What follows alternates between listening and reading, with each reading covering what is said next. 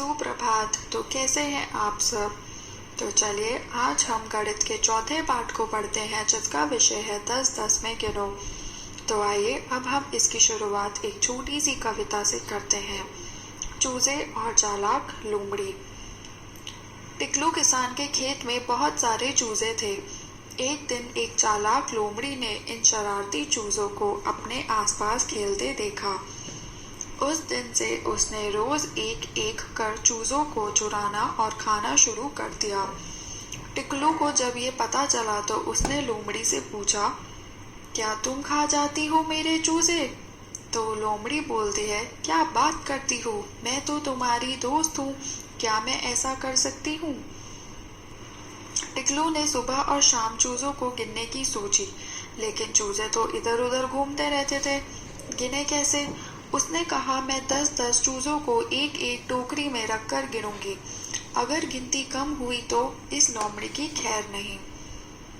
तो चलिए अब अभ्यास कार्य करते हैं। अगले दिन सुबह टिकलू ने अपने चूजों को गिना। 10 चूजों से भरी यहाँ कितनी टोकरियां हैं? बताइए कितनी टोकरियां हैं जो चूजों से भरी हैं?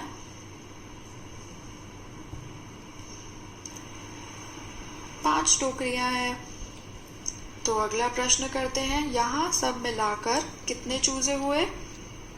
50 में अगर हम 4 जोड़ देंगे तो कितने चूजे बनेंगे? 54 चूजे बनेंगे, जो कि है 5-4। अब अगला प्रश्न करते हैं, शाम को टिकलू ने फिर चूजों की गिनती की। 10 चूजों से भरी टोकरियां हैं। अब बताइए दूसरे चित्र में देखिए कितनी टोकरियां चूजों से भरी हैं? 4 टोकरियां चूजों से भरी हैं। तो कुल मिलाकर कितने चूजे हुए? 40 और 3 चूजे बाहर हैं। तो 40 में अगर हम 3 जोड़ देंगे तो कितने हो जाएंगे? 43 हो जाएंगे। तो अब बताइए कितने चूजे लोमड़ी खा गई? 54 में से अगर हम 43 घटा देंगे तो बताइए कितना बचेगा? 11 बचेगा। इसका मतलब ये हुआ कि 11 चूजे लोमड़ी खा गई।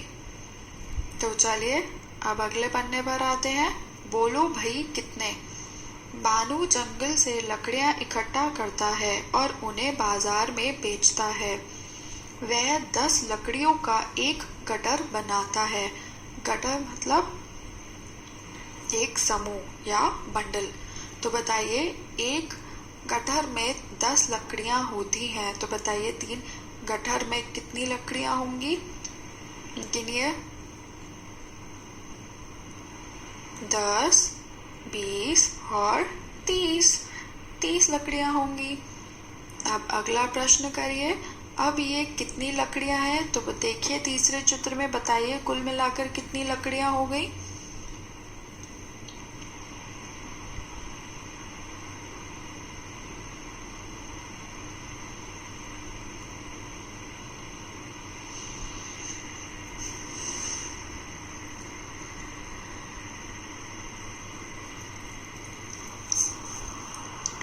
उनतालीस लकड़ियां हैं। 3, 9। 4 गठर का मतलब है कितनी लकड़ियां? जब एक गठर में 10 लकड़ियां होती हैं तो 4 गठर में कितनी होंगी? 40 लकड़ियां होंगी। तो चलिए अब अगले अभ्यास कार्य पर आते हैं। अगले पन्ने को देखते हैं। मालती के घर शादी है। वह फूलों की माला बना रही है। वह 10 फूलों से एक माला बनाती है। देखिए तो बताइए यानी कि कुल मिलाकर कितने फूल हुए? आपको कितने फूलों की माला है? 1, 2, 3, 4, 5 और अलग से 8 फूल भी पड़े हुए हैं। तो बताइए कितने कुल मिलाकर फूल हुए? 50 में अगर हम 8 जोड़ देंगे तो कितने हो जाएंगे? 58 हो जाएंगे। 5, 8।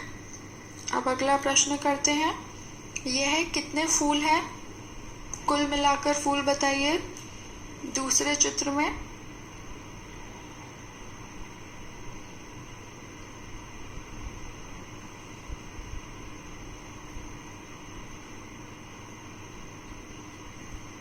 6 फूलों की माला है और 7 फूल हैं। तो 6 फूलों की माला जिसमें हर एक फूलों की माला में 10 फूल हैं, तो ये कुल मिलाकर हो गए 60 फूल।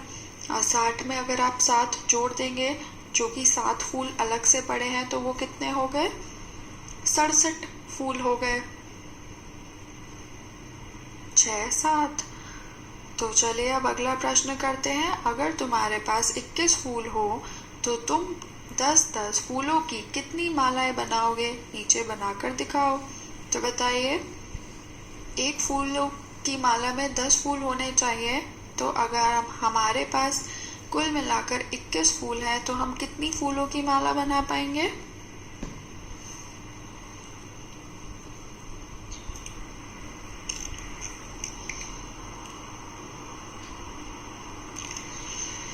दो फूलों की माला बना पाएंगे। तो जल्दी से 2 फूलों की माला बना दीजिए, जिसमें हर एक फूल की माला में 10 फूल होने चाहिए और अलग से एक फूल बना दीजिए, तभी तो 21 फूल हुए।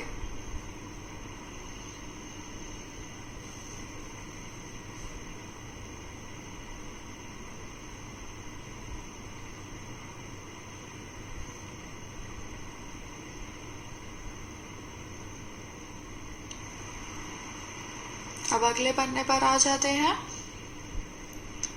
आपको एक लड़की और एक बड़ी औरत दिख रही है, तो वह औरत बोल रही है, लीला, क्या तुम उन पेंसिलों को देख रही हो? ये कितनी है? अगर तुमने सही अंदाजा लगाया तो सबकी सब तुम्हारी। तो चलिए प्रश्न करते हैं। चलो लीला की मदद करें। वहाँ 10 पेंसिलों के कितने पैकेट हैं? तो गिनिए, इस चित्र में 10 पेंसिलों के कितने पैकेट हैं?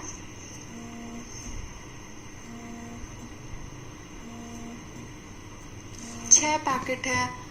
पैकेट से बाहर कितनी पेंसिलें हैं? देखिए, कितनी पेंसिलें हैं पैकेट से बाहर?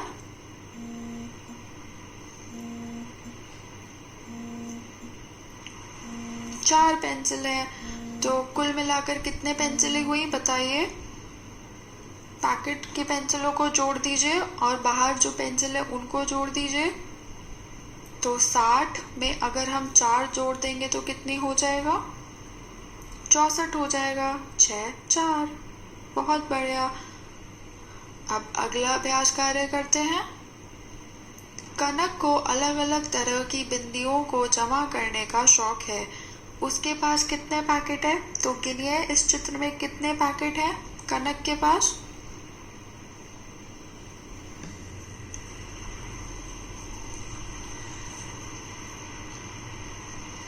7 पैकेट है। कुल कितनी बिंदियां हैं? आप ध्यान से देखिए, हर एक पैकेट में 10 बिंदियां हैं। तो 7 पैकेट में कितनी बिंदियां हुई?